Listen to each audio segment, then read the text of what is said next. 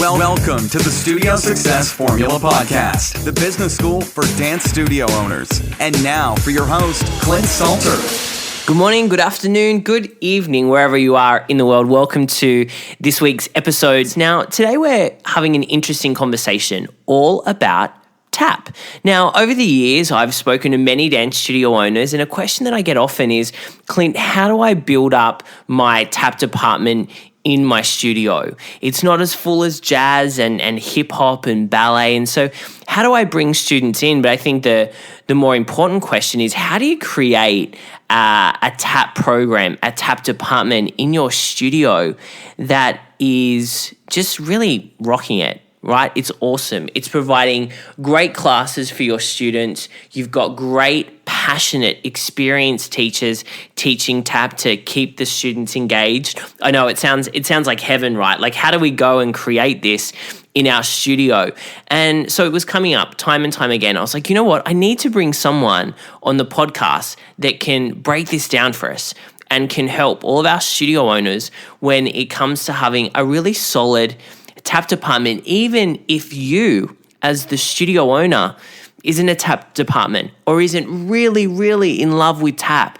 Well, then how can we change that? How can we get you loving tap by bringing the right people around you to build a fantastic department?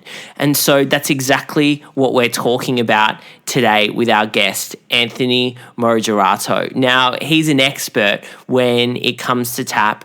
And I remember seeing him, I think it was 2 years ago, at a conference for dance teachers, and he did a performance one night, and I was like, wow, this guy is not only an amazing tapper and so musical and just an awesome performer. He's a great guy.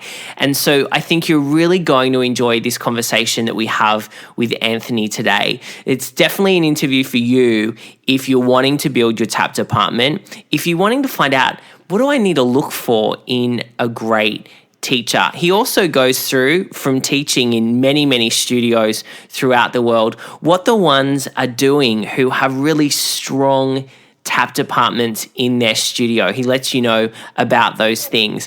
We go into lots of different things. He talks about his Guinness World Record that he received for the most taps per minute. We talk about when a student or a teacher leaves us, how you can deal with that. But most of all, we are talking all things tap. So I hope you really enjoy this interview with Anthony. I had a great time speaking with him. Enjoy it. Hey there, dance studio owners. It's Clint here from the Studio Success Formula Podcast, and thank you so much for joining us on today's show. So our guest today is Anthony. Hey, Anthony, how are you? I'm doing very well. How are you? Awesome, man. Hey, now for those that might not know a little bit about you or a lot about you, I'd love for you to start this interview by telling us who you are and what you do. Well, I'm a tap dancer from New York City. Everything related to tap. I teach it, I perform it, I choreograph it. I love it. It's my life, and I've been doing it since I was 4 years old. So that's 26 years now I've been tap dancing. That's a long time. And what got you started at 4 years old doing tap, and why have you continued the journey with it? Well, I started tap dancing because my brother actually asked my mother if boys danced when he was 12 years old, because there was a girl from his class that he liked that was a dancer. And so my mom, being a dancer when she was a kid, said, of course, you want to sign up. And so he did. And the reason I signed up was because anything that my older brother did, I was going to do as well. So I signed up for class as well. And it just wound up being something that I really loved, I was really passionate about. And I knew from about 8 years old that I knew that I wanted to tap dance for the rest of my life. And, tap's an interesting one. And, we've got a community of hundreds of studio owners, and tap comes up a lot because a lot of our studio owners are saying, we love tap, but how do we kind of re-engage students in tap? Because I feel like there's a lot of studio owners out there who have low numbers in their tap classes and they want to, refresh them, reinvigorate the classes. I mean, what are some of your tips for being able to do that? Because I know you teach tap all over the world. So I'd love some of your tips around engagement and maybe what you think studio owners are doing wrong when it comes to having a tap department in their studio. I think a lot of times the big mistake that a lot of dance studios make is that they focus on tap strictly from a vocabulary standpoint first. So let me teach you how to shuffle. Let me teach you how to Irish. Let me teach you the basic vocabulary. And then later down the road, you're teaching the students then about musicality and about timing. My belief is that anybody who loves tap dancing loves it because of the musical side of it, the fact that you're making music while you're dancing. So I think fundamentally, if you want to get students to love it more, you have to start I tell my youngest students that I'm going to teach them how to speak tap. So rather than having them say, an Irish is shuffle, hop, step, I'll say to me, ba-dee da da. And that's how you say Irish in tap. And so for a little kid, they're starting to interpret that they're speaking with their feet, they're communicating. And I think that that's what gets young students into it at a younger age, is connecting musicality to vocabulary rather than just saying this is a shuffle, this is a flap. Because in that way, it's just kind of like if all there was in ballet class was just demi-plies and tendus, it would be very boring. Eventually you get to that point where plies and tendus allow you to do this amazing other thing. And I think that that's a lot of times what people miss in teaching tap, is that they just teach the steps without any context of what those steps have to say. That makes complete sense, and I'd be with you on that. I mean, you are teaching, like I mentioned, around the world, going into different dance studios. What are the ones doing that you believe are getting it really right when it comes to tap? So aside from doing that, what else are they doing with their tap? Well, I think that a lot of times the studios that I go to where I find that their tap program is successful versus a studio that maybe not as successful or is close but not quite there, is that a lot of times the studios try to cram into the same hour. If let's say they say we have an hour of class for tap time, is what they try to do in that hour is they try to rehearse their piece for dance competition plus do a technique class. Well, this in my mind, where the studios that are getting it right is that they're giving an hour for their technique, just purely where they're working on technique, improvisation, they're working on all the fundamentals. And then they have a half hour or another hour on top of that to rehearse their piece for competition or to work on choreography.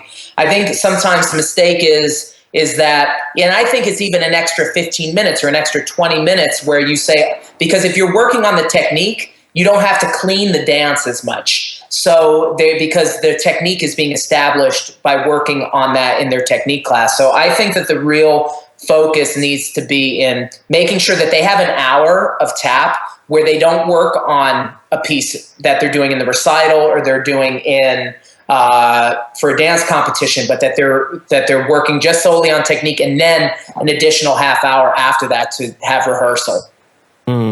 Yeah, I think that's a great tip there. It's so funny you saying that, because a story that comes to mind is a dance teacher that was a friend of mine a few years ago. She just taught tap. She went around everywhere in Australia and was teaching tap.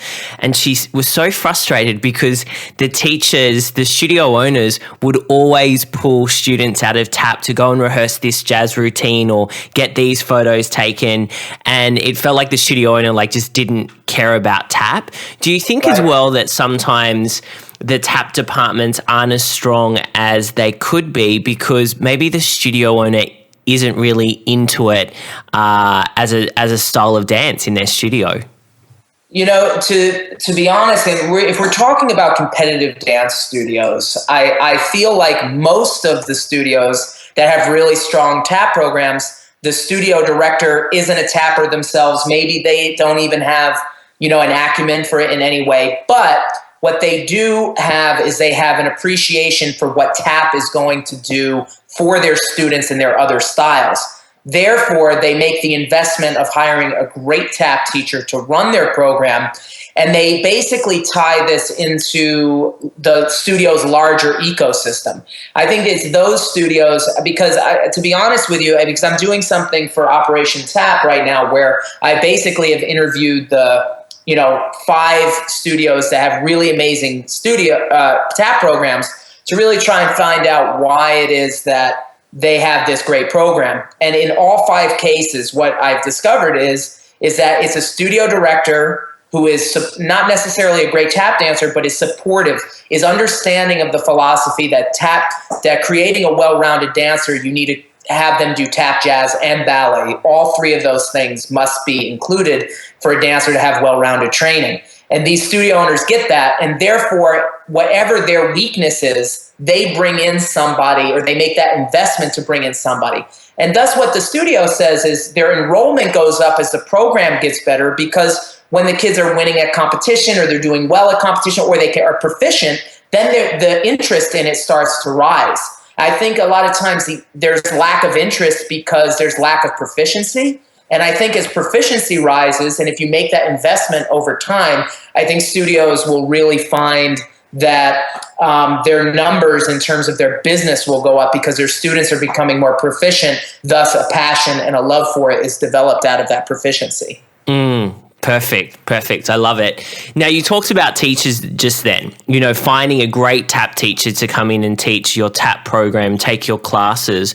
What should our studio owners be looking for in a tap teacher, and how can we, what are some exercises maybe during that interview process that you would suggest that the studio owners get them to do to know as much as possible if they're the right person for the job? Well, I think that a studio owner has to really be wary of hiring somebody who, what I think, in my opinion, what happens a lot of the time is that the studio owner hires somebody who is a jazz teacher who also knows how to tap a little.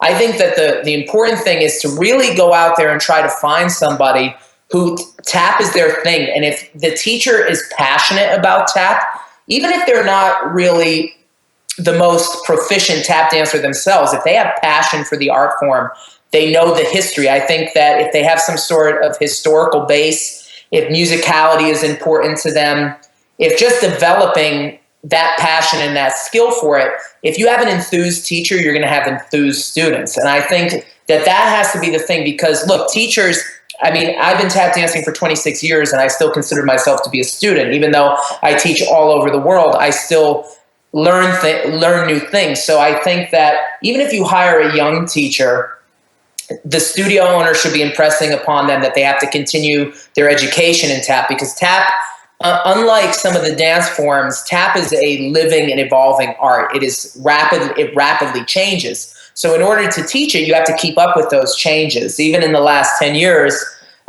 these changes have been huge. And I think what I see is that there's this divide between, because I learned from an Al Gilbert style syllabus of tap, which is a very old syllabus. And I think that there's still a lot of teachers who still use this syllabus, but in some ways it's great, but in a lot of ways it's outdated. So I think that all tap teachers have a responsibility to really trying to keep up with those changes. And I think that it's the studio director's job, when they're looking for a teacher, that they impress upon them in hiring them that they have that expectation that they're going to keep up, and that they're going to maybe take some online classes or go to New York or go to Chicago or go to a tap festival. Tap festivals, they're all over the world now. They're in Europe. They have them all over the US, in Canada. So there's no reason, and there's so much on the internet, that there's no reason for a teacher to not stay current or try to stay with what's going on currently in the tap scene. I'm sure our studio owners are listening thinking, this tap teacher sounds like they're from heaven. Where do I find them? Well, the thing is that I believe that I think that a lot of times a great tap teacher is maybe a great tap dancer who doesn't know that teaching is in there, because let's be honest, I mean, no dancer, no matter what genre it is, can exclusively make a living just at performing. I don't care. There are very few performers in the history of dance who don't have to teach. So I think it's looking for a great tap dancer in your area and maybe them developing that ability to teach over time. There's no right or wrong answer to this. I mean, I think that the studio has to be willing to make an investment of their time to find the right person. I know of studios that have brought teachers from another state and have in the U.S. and move them to their area and pay them a nice fee to be able to set up a tap program at their studio. So, I mean, it's about making an investment. If you really want to have this kind of program, it's about investing time. It's about investing energy, and it's maybe an investment of money. But I think in the end, it does turn around, because once the program does become proficient, then you're going to see that money return to you. And for the studio director, it's going to be less work once this thing is on its feet and that it's established. But if there's, for the teachers or studio owners out there that think it's just a simple, you snap your fingers and you have a tap program, that's not really going to be the way that it works. And I don't think that they would expect that to work if they were going to revamp their ballet program.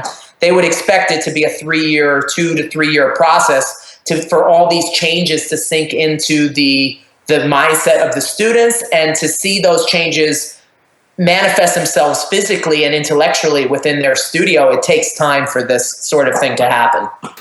Yeah, and time is an interesting concept these days when we are all wanting things, straight away, because instantaneous. Yeah, exactly. The studio owner up the road is doing this, and so we want to be able to do that, but they've been working on it for 5 years and put, like you said, the time, the money, the resources into building it. I mean, what do you think when it comes to kind of building your tap department, right? So let's say there's a studio out there who might have tap classes running at the moment, but they know they haven't put any real focus, any time into building it up. I mean, what are kind of the first things that you would say to them to do? Like, what would kind of be that prescription to you if they were like, okay, we've decided that, we know we could be better at tap, we know we could have a stronger program in place. How should we get started? Does it start with the teacher? Does it start with designing what you want it to look like? What's your advice around that? Absolutely. It absolutely starts with finding the right teacher. If you have the right teacher, all these studios that we were talking about before, the reason why the studio director attributes the success is because of the passion and the commitment of the teacher.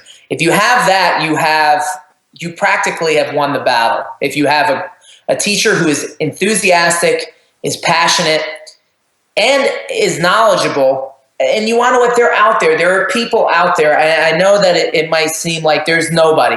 I don't believe that that's true. I believe that there has to be some research done into the area. Every single and then the thing that I've noticed with doing Operation Tap is the kind of the connection of where you see all these tap dancers that you never knew before. All these people tap dance and love tap dancing. It's just that their passion is underground because a lot of tap dancers feel like they're the only one. Well, it's not true. There are a lot of people out there, and I think it's good for the studio directors that may be a good resource for a studio director, is maybe the Operation Tap Facebook page is to come on there and see where some of the tap dancers who post videos or who post things, and see where they're from. They may find, or maybe they make a post on the page and say, hey, I'm from this area and I'm looking for a tap teacher. That might be a way for them to be able to find someone that they didn't know was in their area. It may be 5 minutes from them, or a half hour, or an hour, but maybe something that is mutually beneficial for the studio and for that dancer. Totally. Anthony, you've mentioned Operation Tappa a couple of times. Tell us quickly, what is that? Operation Tap is a forum that I started in September 2014. It's an online forum for tap dancers. It's Facebook, Instagram. And we're actually on January 1st, we're launching our website, operationtap.com, which will have in-depth online tutorials and We do missions to engage the Facebook community to try to make changes within our personal community, and to try to.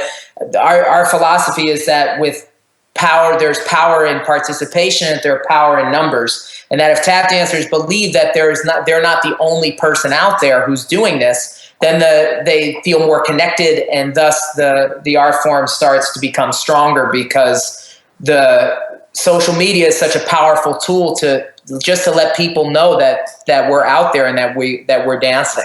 I love it, bringing together a community, which is what we do with our Dance Studio Owners Association. But I think it's so important because in our space, so many people feel like they're the only ones doing something, or they're really alone. But, the internet's been fantastic for being able to put together and create these communities of like-minded people. Absolutely. Hey, you in 2011, you got the Guinness World Record for the most taps per minute, which I was really curious to read. Can you share with us a little bit about that experience? Because I'm assuming it took, a lot of, preparation and discipline and, just kind of really building on the teaching that you've had over the years. I'd love to know how that kind of went down. So in 2010, I started working for a dance convention in the United States called Nouveau Dance Convention. And the executive producer of Break the Floor Productions, who owns that, owns that company, Gil Stroming, he asked me if I would be interested in trying to break this record.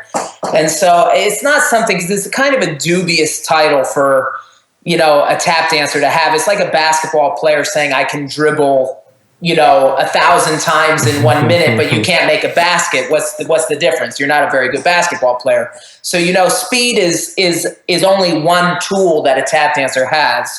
But he asked me to do it, and being a team player, I decided I would do it. And so really what is interesting about it is that it's not so much about speed as it is about accuracy, because a tap dancer, like I can go faster than I went when I broke the record, but then the faster I go, my accuracy is going to decrease. So this is something for tap dancers out there to think about, that it doesn't matter how fast you go if you're not accurate, if you're not making your sounds. I mean, you can go as fast as you want, but if you're missing 60% of your sounds, then you're not going to do anything with the dance. So basically, I made 1,163 sounds when I broke this record, but I intended to make, like before I even did it, I set out with the goal of doing 1,172 in a minute. I set a tempo that I could execute that many sounds at, and so I basically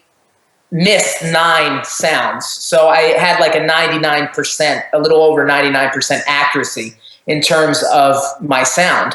And so that for me is what that record is more about. And that's not, I didn't really prepare like, if someone's preparing to go to the Olympics it's just years and years of practice. And, being able to practice like that, I was able to break the record. So anybody who just practices and has discipline and works on their accuracy, which I think if you focus on that aspect of your dance, as a tap dancer, being accurate and making your sounds rather than trying to go fast, speed just comes as a product of being accurate. So that's really how that whole thing happened. I love that message there around accuracy. Right. Because do you find that sometimes people are not focusing on, performing dancing accurately, like getting those steps really cemented, and instead going for other things like speed? Yeah, absolutely. I mean, I feel like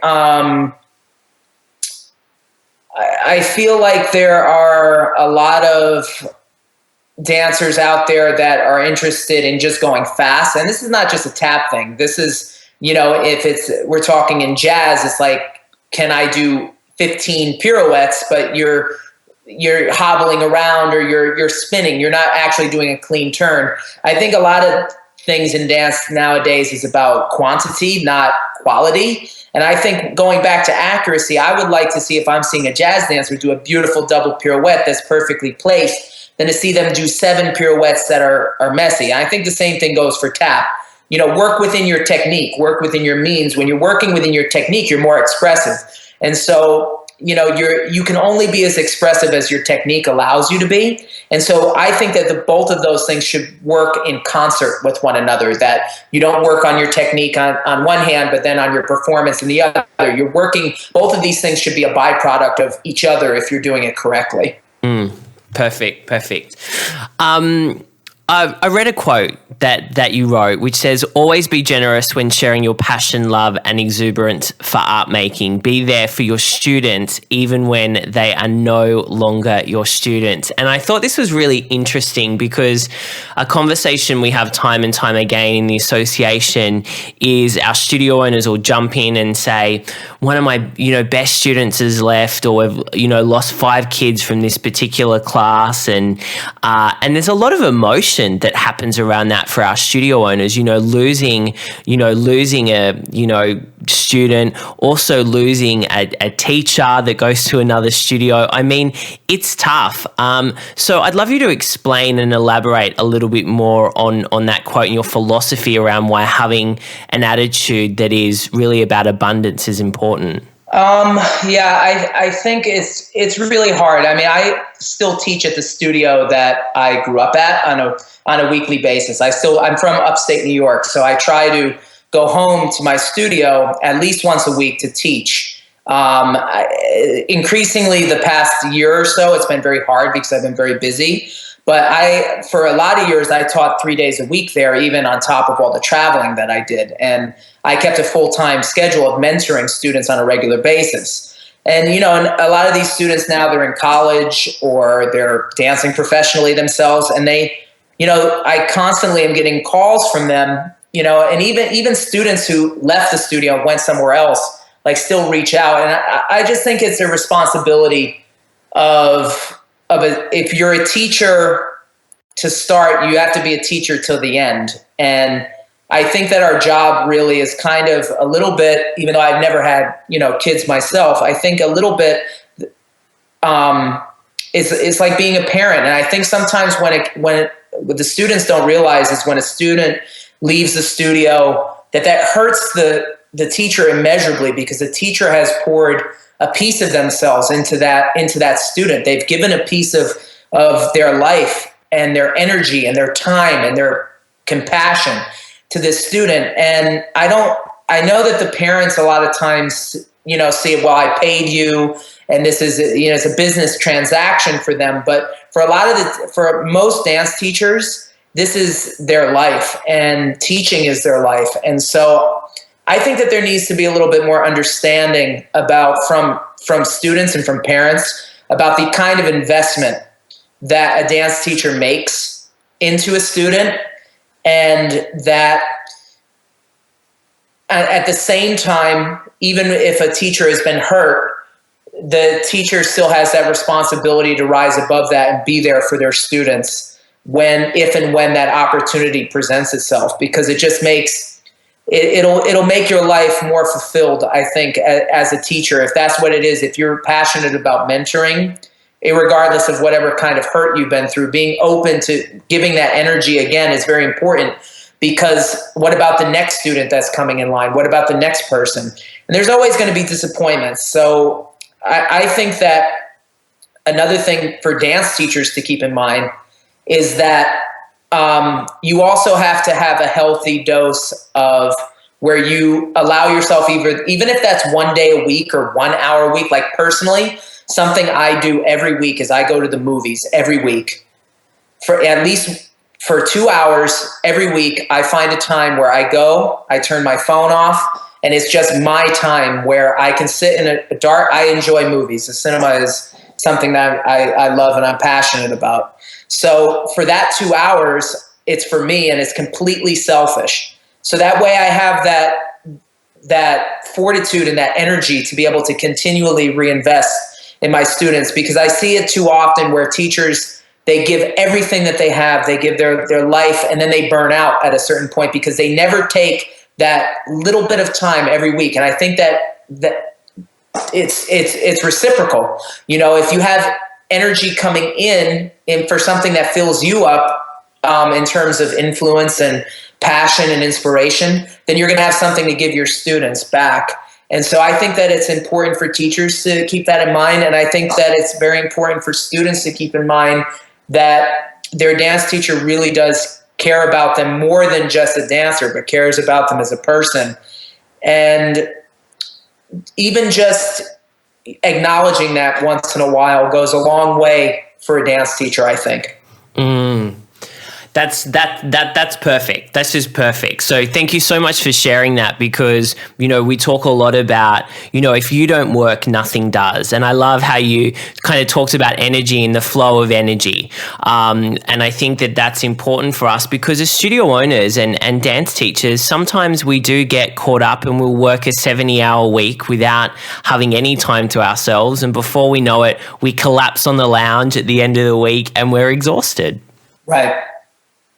I think it's so important. Like, even if it's something, 10 minutes, an hour, that you have to do something for yourself once a week or once a day. If it's 5 minutes a day, something that is just for you, that you enjoy and that you're passionate about and that you love.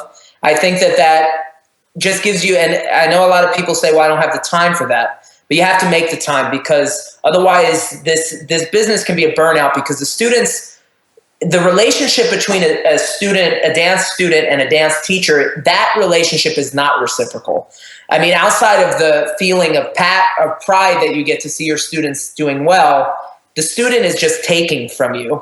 And I mean, they're not doing that maliciously. It's just the nature of being a teacher and being a student. And so the teachers have to realize that they have to fill themselves back up with something, or else they eventually have nothing more to give. And that is a sad thing for a teacher who they've made it their life. They've raised a lot of amazing dancers and they just don't have the fortitude to continue. It's because they're not taking care of their own self and their own psyche. And they have to do that if they want to continue being a great teacher. It's a balance of being selfish with selflessness. Those two things. 100%. Look, Anthony, I think that's a great note for us to finish up on. Really appreciate your time today. Where can our studio owners go for more information about you and Operation Tap? Well, they can follow us on Facebook at Operation Tap, on Instagram at Operation Tap, and please join our website. You can sign up for our mailing list starting on January 1st, 2016, operationtap.com. And you can get subscribed to the weekly content. That you can get free content, but we're starting with premium content that really takes you from some of the best tap dancers in the world. We'll be teaching online classes, and there'll be half-hour tutorials that come out weekly. So I invite everybody to come join us on operationtap.com. Sounds awesome. Great niche there, and something that I believe is much needed. Thanks, mate. Really good to talk to you. No problem. Thanks, Clint. Are you enjoying the Studio Success Formula podcast? Then we'd love for you to share the love. We want to help more dance studio owners become go-to studios, so we'd greatly appreciate you writing us a review on iTunes. For taking the time out to do so, every month, Clint will be selecting one lucky dance studio owner to receive a Power Business Coaching session. Simply visit the iTunes store today, search for Studio Success Formula, click on ratings and reviews, and then write your review. Thanks in advance. Take care, and we'll see you next time.